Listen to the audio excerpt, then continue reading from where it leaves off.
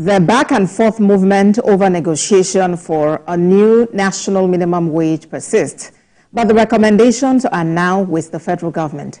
The 62,000 naira proposal appears to be the most plausible offer. The Ministry of National Budget and Economic Planning, Atiku Bagudu, and the chairman of the 87-member Tripartite Committee on National Minimum Wage, BukarAji, maintained that the 62,000 naira recommended by the committee was made in national interest and based on current economic realities. This was, however, rejected by Organised Labour, which insists on 250,000 naira as an acceptable national minimum wage. Well, the committee has now presented its report to the Secretary to the Government of the Federation, and they are awaiting Organised Labour leadership, and other stakeholders involved when they arrive from Geneva, Switzerland, from the ILO conference, and they can together make the formal presentation to Mr. President. And Labour has spoken from there that they would not react until the President and the National Assembly have, commented on that document. What do you see happening? They also made it clear that they were not going to accept 62,000 naira, which they described as, they called it one name that I can't remember now, that is not, they are not going to accept 62,000 naira. So whether they are waiting for the presentation to the President or not. So let's say, what one is to remember was slave wage, right? Yes, something like that. Yeah, there is no, yeah, exactly. Okay. So whether they accept Mr. President increases the recommendation, I think Labour has said that it's not going to accept 62,000 naira. So I guess what they are expecting is they are not, they don't want to proceed on any strike yet because they don't consider that recommendation as final. Since Mr. President has not formally accepted or announced it, which is reasonable enough. So as per the economic realities, there are different realities for different people. For the government officials, there is a form of reality. And for the Labour group, there is another reality. So it's understandable if government says it can't do more than 62,000 naira based on its own economic realities. So it is left for Labour also to look at his own economic reality or the economic reality of his members and make a case or, decide on what to take. For me, I think the 250,000 naira that Labour is insisting upon, for whatever reality it is not realistic in Nigeria as of now. And there is no way that can be supported by whatever is available now. Remember that we have just 722,000 people in the employment of the Federal Civil Service of Nigeria.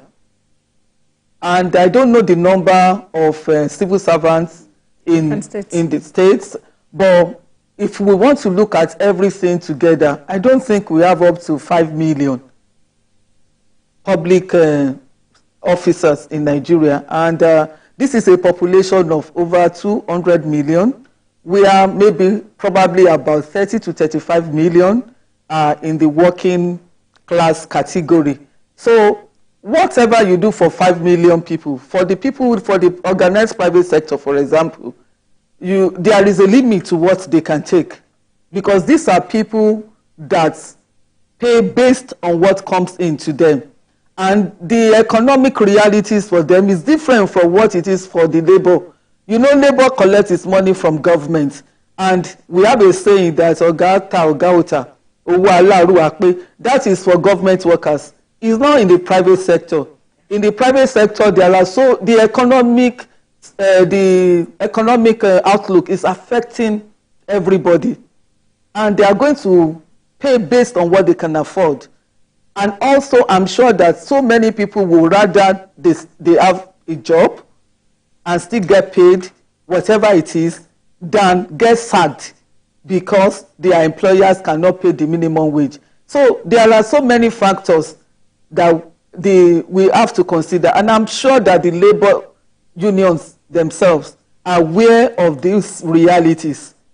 So, but of course, it is within their powers also to negotiate with government and the rest. But I know they are aware of the realities. They know that they are just a minute percentage of the workforce in the country, and they cannot insist on what others cannot pay.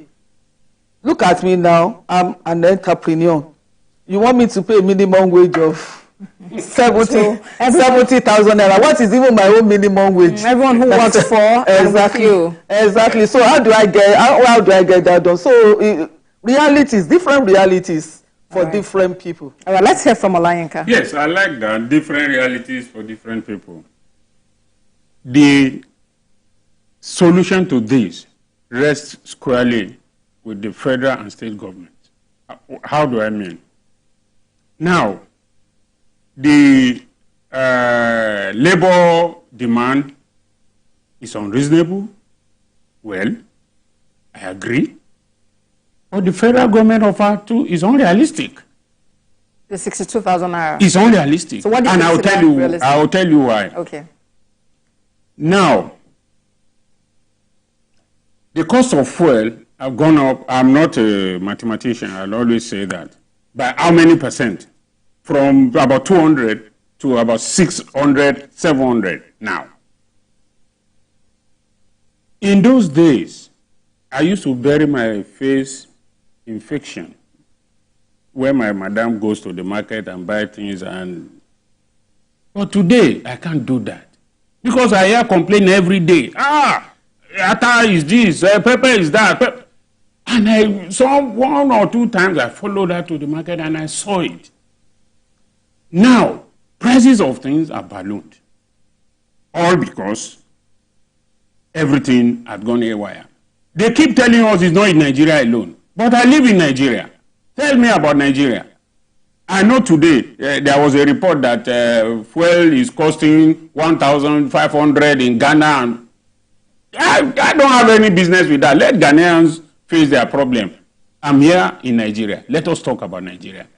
If the federal government can solve the problem of food inflation, everything will go fine. Now, the federal government, all those who are blaming labor, that labor is unreasonable, they are doing, is this. Labor have its own constituency. If Osifo and Ajaero had caved in, they will be driven out of the labor house that they've, as the Yoruba will say, that they've fallen into the hand of the federal government. The federal government itself is the custodian of the national cake. And it's looking at the cake, it can't give labor what it asks for. So it's left for the two of them to sit down and agree that this is what we can give you. Right. However, when you look at the way things are going, the government, both at the state and the federal level and even the local government, have not shown us that they are really understand what is going on. All right, we'll take it from there, but let's take a break, and then when we come back, we'll continue from there. Journalist Hangout continues in just a moment. Please stay with us. Thank you for staying with us on the program. We're talking about the negotiations for a new national minimum wage for workers in Nigeria. Before the break, Olayinka, you were saying that the federal government, states, and local governments have not shown that they really know or understand what is going on. Not at all. Why do you say that? The reason is that if up till today, even if you look at their convoy, they might tell us that they've scaled it down, but they have not scaled it down to a realistic point. That, look, in this same Nigeria, there is a former state governor, who is now a minister, who took away 50 vehicles from the state. If a state can have 50 vehicles that a former governor can cut away just like that, what were they doing with 50 vehicles? They are not buses. They are luxury cars. What If those 50 vehicles are not there, those 50 vehicles, they will guzzle fuel, the money was spent on buying it. And these labor leaders are seeing all this. And then you tell them there's no money. It is when the legislators were going to buy 160 million SUV, the economy was not going to collapse. Workers are asking for salary increase now. Everybody is talking about economy will collapse. When it didn't collapse, when they were servicing themselves, look, these labor leaders, their demand may be outrageous, but also when you sit down and you look at their demand, you ask yourself, if all these people who are telling us that things are bad, are they showing it in their own way of life? Are they showing it in the way they spend money? In the way they travel all around and close all the roads? So there must be, if you are telling me, it's like now I have children and I tell them, there's no money.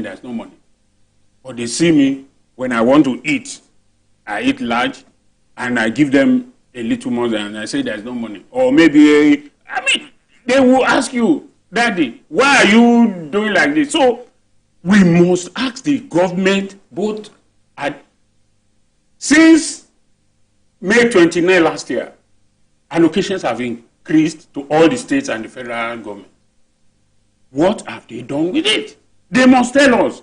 This is what we are doing. The roads are still bad. There's no power. There's no this. There's no that. The allocations have increased.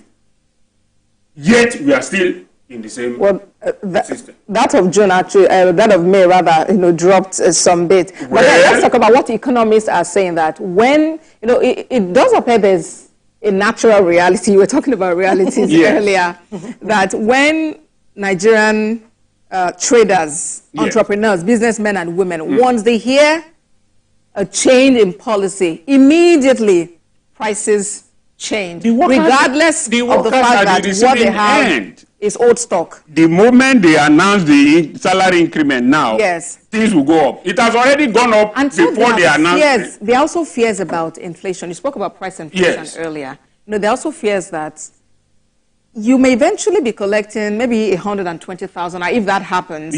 But then, in the actual sense of it, it might not be worth that much.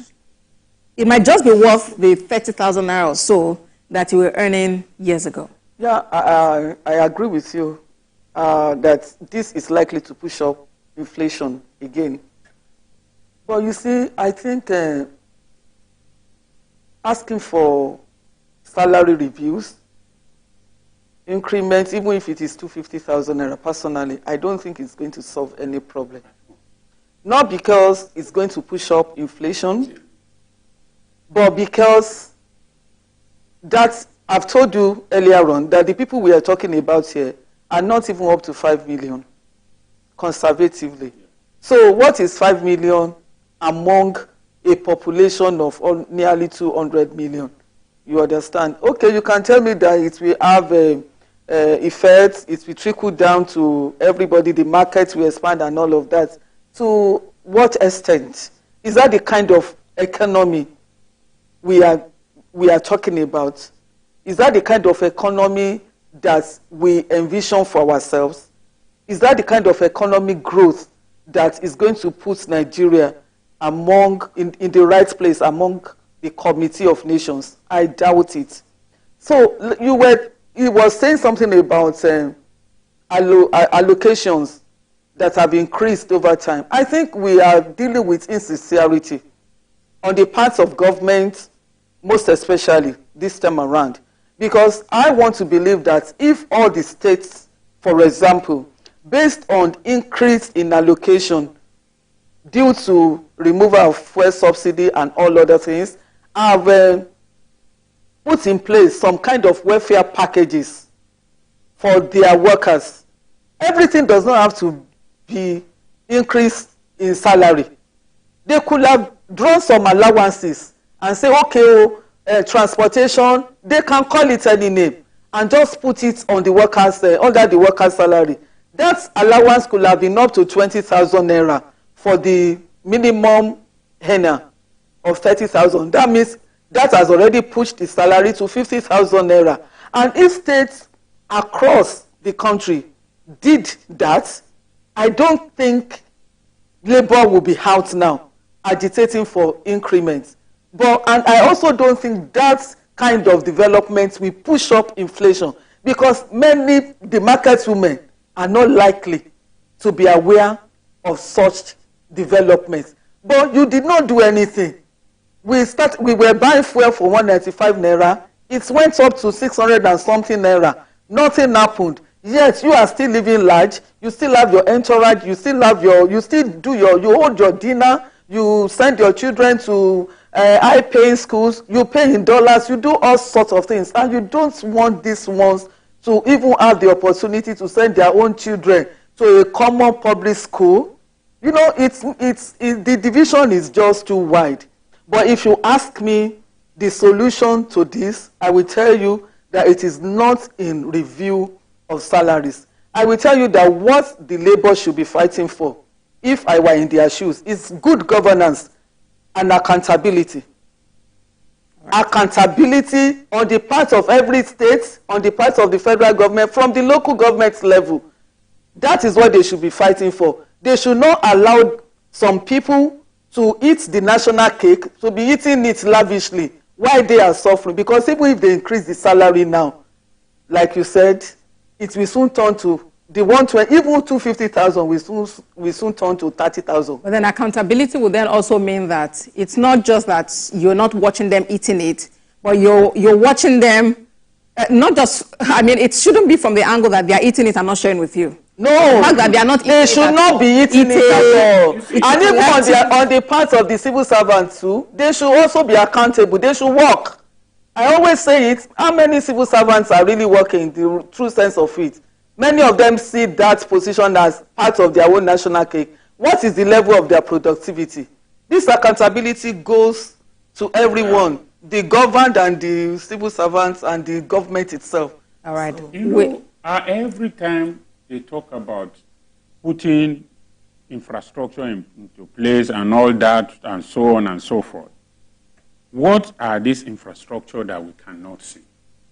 Look, nobody is saying that you should give them the money.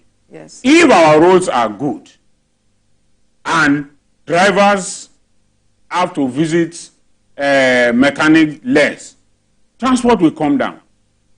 But in a situation, look at, from Lagos to Ibadan now, it takes you maximum of 1 hour 30 minutes. Because the road has... Because the road is good. So if we have such things, the inner roads in the city must be made to be good. So and then vehicles will have a longer lifespan. It's not a case of you have your vehicle this week, you go to the mechanic, next week you go to the panel beater, another, I mean. So that provision of infrastructure exactly. as part of governance. They need to work on that seriously. All right. That is what will solve the problem.